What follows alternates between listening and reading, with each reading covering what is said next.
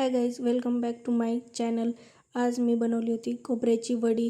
खोबऱ्याची वडी बनवताना मी सर्वप्रथम ओलं खोबरं घेतलं, त्याच्यात ते मिक्सरच्या भांड्यामध्ये टाकून त्याचं वाटून घेतलं. म्हणजे ज्यांनी त्याचा किस झाला तो किस मोजून घेतला, तो 1.25 वाटी भरला. त्याच्यानंतर एका कढईमध्ये पाणी घेऊन त्याच्यामध्ये चाचणी यायला ठेवली आणि चाचणीमध्ये थोडंसं दूध टाकून जी साखरेमध्ये घाण असते ती मी काढून घेतली आणि ती मस्त अशी गाळून घेतली चाळणीने.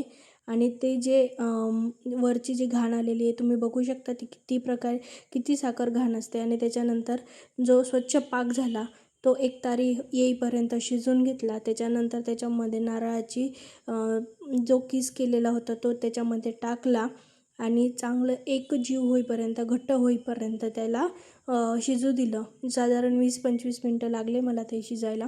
आणि त्याच्यानंतर त्याच्यामध्ये विलायची टाकली आणि एका ताटामध्ये तूप लावून थापून घेतली.